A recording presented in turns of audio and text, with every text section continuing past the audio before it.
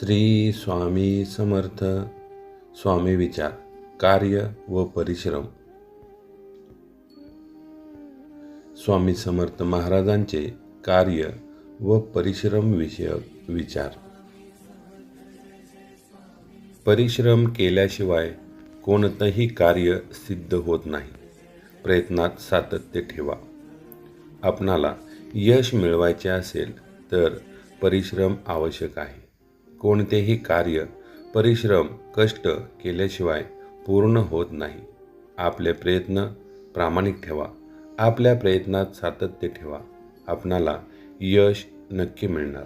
म्हणून परिश्रम केल्याशिवाय कोणतंही कार्य सिद्ध होत नसतं. प्रयत्न करा, यशस्वी व्हा, परिश्रम करा आणि फळ मिळवा.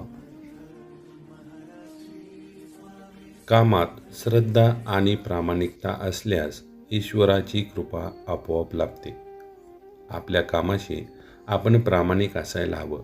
आपल्या कामावर आपली श्रद्धा असायला हवी. आपल्या कामात श्रद्धा आणि प्रामाणिकता असल्यास परमेश्वराची कृपा आपोआप लाभते आणि आपले काम सहजरित्या पूर्ण होते. आपणाला त्या कामात यश मिळते. फक्त आपल्या कामावर श्रद्धा असावी. आपले प्रयत्न प्रामाणिक असावे. ईश्वराची कृपा आपोआप लाभते. ईश्वर आपल्या पाठीशी उभा राहतात. कर्म हेच साधना. निरंतर कर्म करणं म्हणजेच ईश्वराची उपासना. कर्म हीच साधना असायला हवी.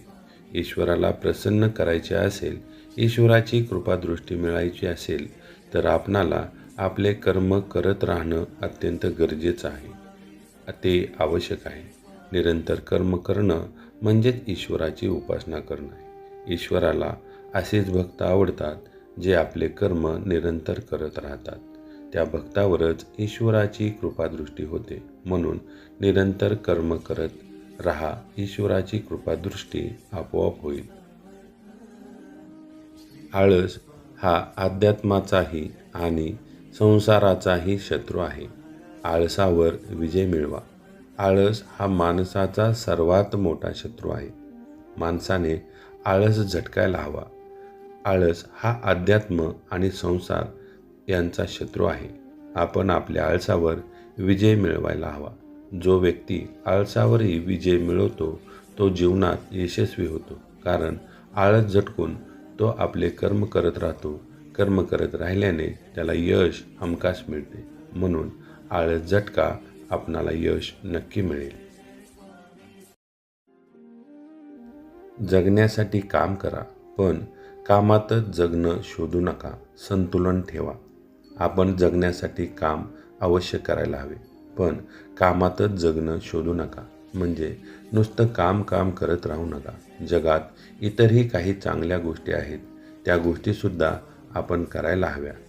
काम आणि जगणं याचं संतुलन ठेवायला हवं. कुटुंबासाठी वेळ द्यायला हवा. देवासाठी वेळ द्यायला हवा. समाजासाठी वेळ द्यायला हवा. फिरण्यासाठी वेळ द्यायला हवा. केवळ कामासाठी जगू नका. इतर गोष्टीचा देखील आनंद घ्या. भक्ती, फिरणं, कुटुंब, संसार या गोष्टींकडे आपण लक्ष दिले तर खऱ्या अर्थाने आपण आपले जीवन सुखमय जगू शकतो. म्हणून परमेश्वर सांगतात, केवळ काम करू नका, इतर गोष्टीचाही आनंद घ्या. आपले जीवन सुखकर करा. जगण्यासाठी काम करा, पण कामातच जगणं शोधू नका. उपयोगी काम केलं की मनःशांती मिळते. निष्क्रियता मनाला बेचैन करते. आपण जे काम करतो ते आपल्या इतरांच्या उपयोगी असेल तर मनःशांती मिळते. परंतु निष्क्रियता मनाला बेचैन करते. निष्क्रिय माणसाच्या मनात नको ते विचार येतात आणि हे विचार माणसाला स्वस्थ बसू देत नाहीत. ते त्याला अस्वस्थ करतात. स्वतःच्या कर्तव्यापासून पळून जाणारा माणूस समाधान कधीच मिळवू शकत नाही. जो व्यक्ती स्वतःच्या कर्तव्यापासून पळून जातो म्हणजे स्वतःची कर्तव्य नीट पार पाडत नाही, स्वतःची जबाबदारी पार पाडत नाही, असा माणूस, असा व्यक्ती कधीच समाधानी राहू शकत नाही. त्याच्या मनात सतत अस्वस्थता असते. तो फक्त आपले हक्क बजावतो आणि कर्तव्य मात्र पाळत नाही. त्यामुळे त्याच्या मनामध्ये एक प्रकारची अस्वस्थता तयार होते आणि तो समाधानी राहू शकत नाही. कठीण प्रसंगीही हातातील काम सोडू नका. अडथळे तुम्हाला अधिक मजबूत करतात. जीवन जगत असताना अनेक अडचणी, अनेक संकटे हे आपल्या वाट्याला येणार आहेत. त्यामुळे आपण आपले काम, आपले कर्तव्य सोडायचे नाही. आपण आपले काम सतत करत राहायचे. कारण येणारे अडथळे तुम्हाला अधिक मजबूत बनवतात. तुम्हाला कठीण प्रसंगात कसे सामोरे जायचे याचे शिक्षण देतात. तुमची मनस्थिती अतिशय बळकट बनवतात. त्यामुळे कठीण प्रसंग आले तरी डगमगून न जाता आपले कार्य सतत करत राहा. त्यातून तुम्हाला यश नक्की मिळेल. परिश्रमात प्रामाणिकता असेल तर यश नक्कीच आहे. वेळेचा प्रश्न असतो. आपले परिश्रम, आपले प्रयत्न प्रामाणिक असतील तर यश आपणाला नक्की मिळणार. फक्त वेळेचा प्रश्न असतो. यासाठी आपणाकडे संयम असायला हवा. आपले प्रयत्न प्रामाणिक असतील, आपले कष्ट प्रामाणिक असतील तर यश हे आपणाला मिळणारच. फक्त त्यासाठी संयम, धैर्य, धीर धरायला हवा. आपणाला यश हे नक्की मिळणार. जेवढं तुमचं कर्म शुद्ध तेवढी तुमची दिशा शुद्ध. मनातले उद्देश चांगले ठेवा. कर्म हे आपले चांगले असायला हवे. तुमचे कर्म चांगले असतील तर तुम्हाला फळ देखील चांगलेच मिळणार. तुमच्या मनातील उद्देश चांगले ठेवा. मनातील उद्देश चांगले असतील तर प्रयत्नांना यश नक्की मिळणार. म्हणजेच तुमचं कर्म चांगलं असेल, तुमचे प्रयत्न प्रामाणिक असेल, तुमच्या मनातील उद्देश चांगला असेल तर तुमचा उद्देश साध्य होणार. यात तीळ मात्र शंका नाही. म्हणून कर्म शुद्ध ठेवा, मनातील उद्देश चांगले ठेवा, यश हमखास मिळणार. काम करताना फलाची अपेक्षा ठेवू नका. अपेक्षांमुळे मन अस्थिर होते. आपण एखादे काम करत असू तर त्याबद्दल आपली कोणतीही अपेक्षा असता कामा नये. जर आपण एखादे काम करताना फळाची अपेक्षा ठेवली तर आपले मन अस्थिर होते आणि आपल्या हातून ते कर्म व्यवस्थितपणे पार पाडले जात नाही. आपल्या मनात अपेक्षा म्हणजे लालच, हव्यास, लोभ तयार होतो. ज्यावेळी मनामध्ये अशा प्रकारचे भाव तयार होतात तेव्हा कामावर त्याचा विपरीत परिणाम होतो आणि ते काम आपण प्रामाणिकपणे करू शकत नाही. केवळ फळाची अपेक्षा धरून, म्हणजे एखादी गोष्ट मिळवायची म्हणून आपण ते काम करत असतो, त्यावेळी त्या कामावर आपली श्रद्धा नसते. केवळ लोभासाठी ते काम करतो हे आपल्या मनामध्ये ठासले जाते आणि ते काम यशस्वीरित्या पूर्ण होऊ शकत नाही. फळाची अपेक्षा सोडा. तुम्हाला यश हमखास मिळणार. परमेश्वर तुमच्या पाठीशी ठामपणे उभा राहणार. म्हणून कोणतेही काम करत असताना फळाची अपेक्षा न धरता काम करत राहा. स्वतःसाठी नव्हे तर इतरांच्या हितासाठी केलेलं काम खरे पुण्य देतं. आपण स्वतःसाठी तर काम करत असतो, त्याबरोबर इतरांचं काहीतरी चांगलं व्हावं, इतरांचं हित व्हावं म्हणून जर आपण काम केले, कर्म केले तर ते काम, ते कर्म आपणाला पुण्य देते. म्हणून स्वतःबरोबरच आपण इतरांचा देखील विचार करायला हवा. इतरांसाठीही काहीतरी चांगलं करायला हवं.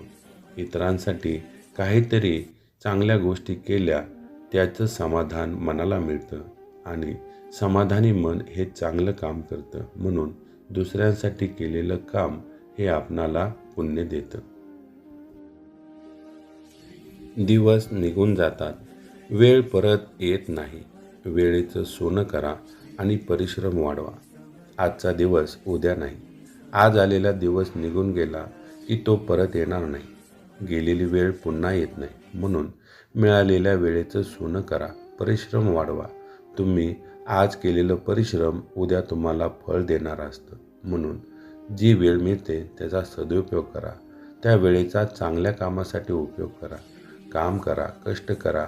दिलेल्या वेळेचा सदुपयोग करून वेळेचं सोनं करून घ्या.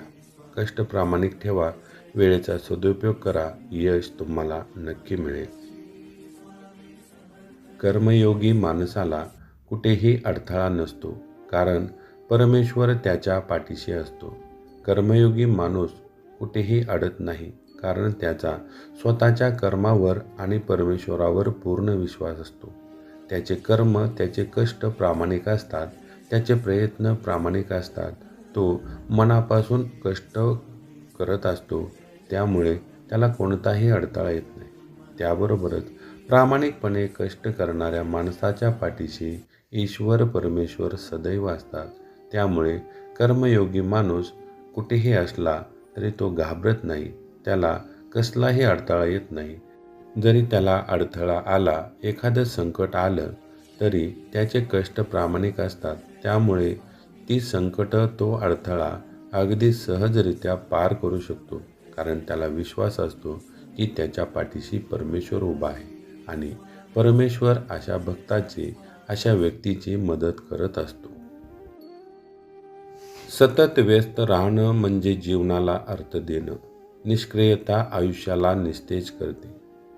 आपण आपल्या कामात, आपल्या जीवनात सतत व्यस्त राहायला हवं. सतत व्यस्त राहिलं की जीवनाला अर्थ मिळतो. निष्क्रियता आयुष्याला निस्तेज करते. सतत व्यस्त राहिल्याने आपल्या मनात विचार येत नाहीत. जे विचार येतात ते चांगले असतात आणि चांगले विचार जीवनाला अर्थ देतात. निष्क्रियता आयुष्याला निस्तेज करते. जो व्यक्ती काहीच काम करत नाही, त्याचं आयुष्य निस्तेज असतं. त्याला काहीही करू वाटत नाही.